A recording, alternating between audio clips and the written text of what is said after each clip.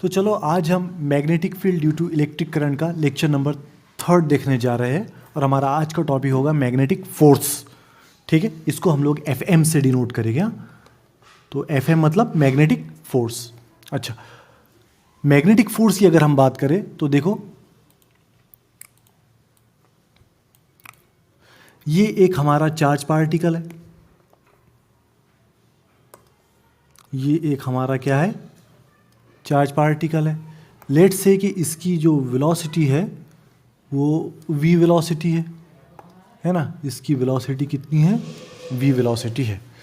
Okay, और जो magnetic field की डायरेक्शन है वो कुछ टूवर्ड द सेंटर है ना। ध्यान में रखना, ये जो मैग्नेटिक फोर्स है कि सेंट्रीपिटल फोर्स की तरह काम करता है। हाँ, ध्यान में रखना इस बात को। मैग्नेटिक फोर्स काय का काम करता है, सेंट्रीपिटल फोर्स है ना, सेंट्रीपिटल फोर्स का काम करता है। आगे काम में आएंगी बात। हाँ, और ये हम लोग पढ़ चुके हैं ना। तो V और मैग्नेटिक फोर्स में यहाँ कितने का एंगल है, 90 का। अच्छा, राइट हैंड रूल लगाओ। राइट हैंड रूल लगाएंगे तो मैग्नेटिक फील्ड की डायरेक्शन, थंब को ऊपर करेंगे तो मैग्नेटिक फील्ड की डायरेक्शन हमको मिलेगी इनवर्ड, पेपर के अंदर जाएगी, तो ये हो जाएगी B मैग्नेटिक फील्ड की डायरेक्शन, है ना। तो अगर हम मैग्नेटिक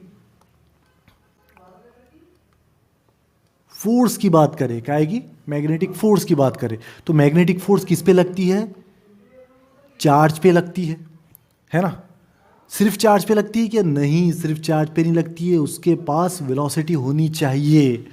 चार्ज के पास क्या होनी चाहिए, वेलोसिटी होनी चाहिए, तभी उस चार्ज पे क्या लगेगी, मैग्नेटिक फोर्स लगेगी। याद रखना, बहुत इंपॉर्टेंट बात है ये। मैग्नेटिक फोर्स तभी किसी चार्ज पर एक्ट करेगी जब वो चार्ज के पास कुछ ना कुछ क्या हो, वेलोसिटी हो। तो मैग्नेटिक फोर्स एक वेक्टर क्वांटिटी, वेलोसिटी भी एक वेक्टर क्वांटिटी। अच्छा, चार्ज है, वेलोसिटी भी है, चार्ज के पास वेलोसिटी भी है, लेकिन वो फील्ड में ही नहीं है। जब फील्ड में ही नहीं है, मैग्नेटिक फील्ड में नहीं है, तो मैग्नेटिक फोर्स लगेगी क्या, मैग्नेटिक फोर्स नहीं लगेगी। तो मैग्नेटिक फोर्स कब लगेगी, जब चार्ज के पास वेलोसिटी हो और वो काय में हो, फील्ड में हो। So Fm is equal to Q V cross B। अच्छा, एक बात मेरे समझ में नहीं आया, ये V और B के बीच में क्रॉस का साइन क्यों आया। तो देखिए, ये है V और B के बीच में यहाँ कितने का एंगल बनेगा, 90 का। नहीं समझ में आया तो जाओ पहला लेक्चर देखो, समझ में आया ना। ये B क्या है, ये ऐसा पेपर के अंदर है, तो V और B में कितने का एंगल है, 90 का। क्रॉस प्रोडक्ट होता है, क्रॉस प्रोडक्ट होता है, इसलिए हमने यहाँ पर इसे V क्रॉस B लिखे। समझ में आया, ये वेक्टर फॉर्म में है। मैग्नेटिक फोर्स ये काय में है, वेक्टर फॉर्म में है। अब अगर हम इसे मैग्नीट्यूड के फॉर्म में लिखना चाहे तो मैग्नीट्यूड के फॉर्म में कैसा होगा, वेक्टर जब पढ़ाया था बोला था कि वेक्टर बहुत इंपॉर्टेंट यूनिट है। एनीवे, चलो, तो ये Q जैसा का वैसा, ये V जैसा का वैसा, ये B जैसा का वैसा, ये क्रॉस, ये सिंबल क्या कहलाता है, क्रॉस का सिंबल, और ये हटता है तो क्या लगेगा फिर, साइन थीटा लगेगा। समझ में आई बात। तो ये जो फॉर्मूला है, ये फॉर्मूला हमको बताएगा क्या, मैग्नीट्यूड। ये फॉर्मूला मैग्नीट्यूड और ये वेक्टर फॉर्म हमको बताएगा। देखो और आगे समझो, ये एक चार्ज है हमारा और ये मैग्नेटिक फील्ड में मूव हो रहा है। कहाँ मूव हो रहा है, v वेलोसिटी से मैग्नेटिक फील्ड में मूव हो रहा है, या इसी चार्ज को कंसिडर करो। तो इस चार्ज के ऊपर मैक्सिमम मैग्नेटिक फोर्स और मिनिमम मैग्नेटिक फोर्स कब लगेगी, ये हमको बताना है। कोई भी चार्ज जब मैग्नेटिक फील्ड में मूव होता है तब उसके ऊपर मैक्सिमम या मिनिमम फोर्स कब लगती है, ये हमें मालूम करना है। तो इस इक्वेशन में हमें दिखता है कि किसी भी चार्ज के ऊपर मैक्सिमम या मिनिमम फोर्स कब लगेगी, ये डिपेंड करता है काय के ऊपर, एंगल के ऊपर। काय के ऊपर डिपेंड करता है, एंगल के ऊपर। कैसे एंगल के ऊपर डिपेंड करता है, अभी से देखो। तो इसके लिए क्या कीजिए आप, मैक्सिमम और मिनिमम फोर्स मालूम करने के लिए क्या कीजिए आप, थीटा की वैल्यूज रखिए। हमको मालूम है साइन जो है ये एक हार्मोनिक फंक्शन है, इसकी ज़्यादा से ज़्यादा वैल्यू +1 होती है और कम से कम वैल्यू 0 होती है। कहाँ पर पढ़े थे, ऑसिलेशन में पढ़े थे, हार्मोनिक फंक्शन। एनीवे, हाँ, तो मैग्नेटिक फोर्स अभी हमको magnetic force is equals to q, और ये वी, ये बी, और इनके बीच में लगने वाला angle sine theta, v B sine theta. अब ये आप इसके ऊपर ध्यान दीजिए, वी बी साइन थीटा के ऊपर, काय के ऊपर ध्यान दीजिए, इस वी बी साइन थीटा के ऊपर। मान लीजिए वी और बी यानी कि मान लीजिए वेलोसिटी की डायरेक्शन भी यही है, वेलोसिटी, चार्ज के वेलोसिटी की भी डायरेक्शन यही है, और चार्ज के और फील्ड की भी डायरेक्शन, मैग्नेटिक फील्ड, बी बोले तो मैग्नेटिक फील्ड, चार्ज की डायरेक्शन भी वही है और मैग्नेटिक फील्ड की डायरेक्शन भी वही है, तो दोनों की डायरेक्शन सेम है, तो इनके बीच में एंगल कितना हुआ, ज़ीरो, है ना। दोनों की डायरेक्शन अगर सेम है तो दोनों के बीच में एंगल कितना हुआ, ज़ीरो। तो हम लोग लिख लेते हैं, अगर ऐसी सिचुएशन है, कैसी सिचुएशन है कि चार्ज की वेलोसिटी और मैग्नेटिक फील्ड के बीच में का एंगल अगर ज़ीरो है, यानी कि ये एक दूसरे को परपेंडिकुलर नहीं है, तब ये जो मैग्नेटिक फोर्स होगी ये कितनी लगेगी, ये देखो। तो ये हो गया एफ एम, और ये हो गया क्यू, ये हो गया वी, ये हो गया बी, और ये हो गया साइन ज़ीरो, है ना। ये हो गया साइन ज़ीरो, क्योंकि दोनों के बीच में का थीटा कितना है, ज़ीरो है। अब जब यही ज़ीरो हो गया तो पूरी की पूरी टर्म कैसी हो जाएगी, ज़ीरो, यानी कि मैग्नेटिक फोर्स की वैल्यू कितनी हो जाएगी, ज़ीरो। तो अगर V और B के बीच में एंगल कितने का है, ज़ीरो का है, तो मैग्नेटिक फोर्स की वैल्यू कितनी होती है, मिनिमम होती है, यानी कि ज़ीरो होती है। तो बस फिर यही पॉइंट हमने लिख लिए। If the velocity of charge particle is parallel to the magnetic field B, the magnetic force is zero. ये चार्ज की वेलोसिटी और मैग्नेटिक दोनों एक दूसरे को पैरेलल है, सेम कॉन्सेप्ट है ना।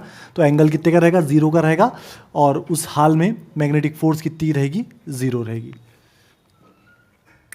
तो ये पूरी पिक्चर हुई काय की, मिनिमम मैग्नेटिक फोर्स की। Minimum magnetic force V and B must be parallel to each other। ये होगी मिनिमम मैग्नेटिक फोर्स की। अब हम बात करते हैं मैक्सिमम मैग्नेटिक फोर्स। तो अभी हम लोगों ने पढ़े मैग्नेटिक फोर्स का फॉर्मूला क्या है, Q V B sine theta. Theta की वैल्यू अब ज़ीरो लिए थे हमने, अब थीटा की वैल्यू 90 ले लेते। थीटा की वैल्यू 90 मतलब ये होगी मैग्नेटिक फील्ड की डायरेक्शन, और ये होगी चार्ज वेलोसिटी V की डायरेक्शन। दोनों के बीच में एंगल कितने का बना, 90 का। इससे पहले B और V दोनों को पैरेलल थे, अब दोनों एक दूसरे को परपेंडिकुलर यानी कि 90 के एंगल में, यानी कि साइन थीटा बोले तो 90 और साइन 90 बोले तो 1। तो मैक्सिमम मैग्नेटिक फोर्स के लिए जो हमको फॉर्मूला मिलेगा वो मिलेगा QVB। ध्यान में रहा। तो अगर हम चाहते हैं कि हमारे मूविंग चार्ज के ऊपर, ध्यान में रखना है पॉइंट, मैग्नेटिक इंडक्शन में मैं पूछूंगा ये पॉइंट, हाँ। तो अगर हम चाहते हैं कि हमारे मूविंग चार्ज के ऊपर मैग्नेटिक फोर्स मैक्सिमम हो, तो मैग्नेटिक फोर्स और तब मैग्नेटिक फील्ड और चार्ज पार्टिकल की वेलोसिटी के बीच में कितने का एंगल होना चाहिए, 90 का एंगल होना चाहिए। तो लिख लेते हम, for maximum magnetic force V and B must be perpendicular to each other। Important point है, ध्यान में रखो आप। अब देखो, मान लो कि F M is equals to होता है Q, मान लो मत, ये तो हमको मालूम है, QVB मैक्सिमम वैल्यू के लिए है ना। V की वैल्यू ज़ीरो कर दो, यानी कि चार्ज को क्या कर दो, स्टेशनरी कर दो, तब F M is equals to zero हो जाएगा। यानी कि मैग्नेटिक फोर्स वहीं पर अप्लीकेबल होगी जब हमारा चार्ज काय में होगा, मोशन में होगा। मैग्नेटिक फोर्स के लिए चार्ज का मोशन में होना बहुत ज़रूरी है। अगर चार्ज मोशन में नहीं है यानी कि मैग्नेटिक फोर्स भी कितना है, ज़ीरो है। ये यहाँ पर ये पॉइंट है। मैंने इससे पहले भी फर्स्ट लेक्चर में क्लियर कर दिया था, अभी फिर से क्लियर कर दिया। चलो, अब मान लो कि ये हमारी एक फील्ड है। कौन सी फील्ड बन रही है, हाँ, इलेक्ट्रोस्टैटिक फील्ड है, हाँ इलेक्ट्रोस्टैटिक फील्ड। ओके, और मैग्नेटिक फील्ड भी है इसमें, मानी ये एक ऐसा रीजन है, ये एक ऐसा रीजन है, ये एक ऐसा रीजन है जिसमें मैग्नेटिक फील्ड भी है प्लस इलेक्ट्रोस्टैटिक फील्ड भी है। अब आप इसमें चार्ज, हाँ ये जो मैग्नेटिक फील्ड है ये कैसी है, ये पेपर के अंदर है। हाँ, आपको इसके सिंबल का निशान मालूम है, फर्स्ट लेक्चर में मैंने बताया था ये सिंबल का मतलब क्या होता है ना। फील्ड लाइन जो है पेपर के अंदर जा रही है और इसकी डायरेक्शन है ये ऐसी, पॉजिटिव से नेगेटिव की तरफ। इलेक्ट्रिक फील्ड की डायरेक्शन, मैग्नेटिक फील्ड की डायरेक्शन कैसी है, टूवर्ड्स द पेपर। और हमने यहाँ पर हमारा निगेटिव चार्ज लिए, निगेटिव चार्ज, तो ये यहाँ से ऐसा मूव होगा पॉजिटिव से निगेटिव की तरफ। फील्ड भी उसके ऊपर फोर्स लगाएगी क्योंकि 90 का है ना, 90 का। देखो ये है चार्ज के मोशन की वेलोसिटी v की डायरेक्शन, और फील्ड के साथ इसने कितने का एंगल बनाया है, 90 का। तो ये भी इसे अपने तरफ खींचेगा, ये भी अपने तरफ खींचेगा। बेसिकली मैं ये बोलना चाहता हूँ, आगे इसको और डिटेल में पढ़ेंगे हम। बेसिकली मैं बोलना चाहता हूँ ये जो चार्ज है इसके ऊपर जो नेट फोर्स लग रही है वो नेट फोर्स लग रही है मैग्नेटिक फील्ड के द्वारा लगाई गई फोर्स प्लस इलेक्ट्रोस्टैटिक फील्ड के जरिए लगाई गई फोर्स। मैग्नेटिक फोर्स बोले तो क्यू वी बी, और इलेक्ट्रोस्टैटिक फोर्स बोले तो क्यू इंटू ई। कहाँ से आई, हाँ मैंने इलेक्ट्रोस्टैटिक पढ़ाया था तो उसमें पढ़ाया था intensity is equals to force acting per unit charge. तो फोर्स कितना हुआ फिर, क्यू इंटू, ठीक है। तो यही हम लोगों ने यहाँ से क्यू इंटू लाया, मैग्नेटिक फोर्स का फॉर्मूला ये है ना। हम चाहे तो इसमें से क्यू क्यू कॉमन भी लिखा सकते, और नहीं भी निकाले तो हमको मालूम है ये मैग्नेटिक फोर्स है, ये इलेक्ट्रोस्टैटिक फोर्स है। ये जो नेट फोर्स है ना, ये नेट फोर्स हमारी कहलाती है लोरेंट्स फोर्स। क्या कहलाती है, note F net is known as Lorentz force. अब देखिए आपकी टेक्स्ट बुक है, यहाँ तक आ गए हम लोग। ये सारी बातें मैं ऑलरेडी एक्सप्लेन कर चुका हूँ, अगर आपने अब तक देखा होगा तो आपको सब समझ में आ गया होगा कि ये सारी बातें मैं पहले एक्सप्लेन कर चुका हूँ, आपकी टेक्स्ट बुक में बाद में है, ठीक है। ये सारी की सारी बातें मैं एक्सप्लेन कर चुका हूँ, ठीक है। अब चलो सिर्फ एक आखिरी टॉपिक बाकी रहा, बस हम ये लेक्चर यहाँ ख़त्म कर देंगे। वो है कि हम अब मैग्नेटिक फील्ड का यूनिट और डायमेंशन बना लेते हैं, और यहाँ पर ये यूनिट और इस लेक्चर को हम यहाँ पर ख़त्म कर देंगे। अब हमको पता है कि जो मैग्नेटिक फोर्स होता है which is given by q v B, है ना। हमको B को डिफाइन करना है और इसका यूनिट बनाना है, तो B को एक तरफ रखते, मैग्नेटिक फील्ड को एक तरफ रखते, तो ये क्या हो जाएगा, magnetic force divided by velocity divided by charge into velocity, है ना। यानी कि B मैग्नेटिक फोर्स बोल तो फोर्स का यूनिट न्यूटन, चार्ज का यूनिट कूलम, और वेलोसिटी का यूनिट मीटर पर सेकंड। ये एस को ऊपर, अच्छा पहले यहाँ पर मैं इसको डिफाइन कर देता हूँ। देखो मान लो कि एक फील्ड है, एक ऐसी फील्ड है जो 1 न्यूटन का फोर्स लगा रही है। ऐसी फील्ड है, ये ऐसी मैग्नेटिक फील्ड है जो कितने न्यूटन का फोर्स लगा रही है, 1 न्यूटन का फोर्स। किस पे लगा रही है, 1 कूलम चार्ज के ऊपर, जो कि 1 मीटर पर सेकंड की रफ्तार से वेलोसिटी से मूव कर रहा है।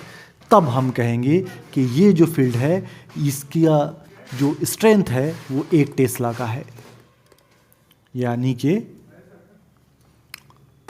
1 न्यूटन 1 कूलम टू 1 मीटर पर सेकंड इज इक्वल टू क्या होगा, 1 टेस्ला।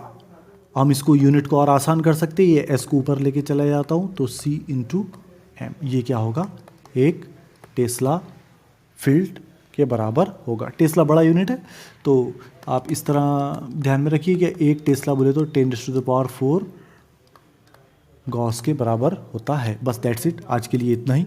मिलते हैं नेक्स्ट लेक्चर में। Thank you.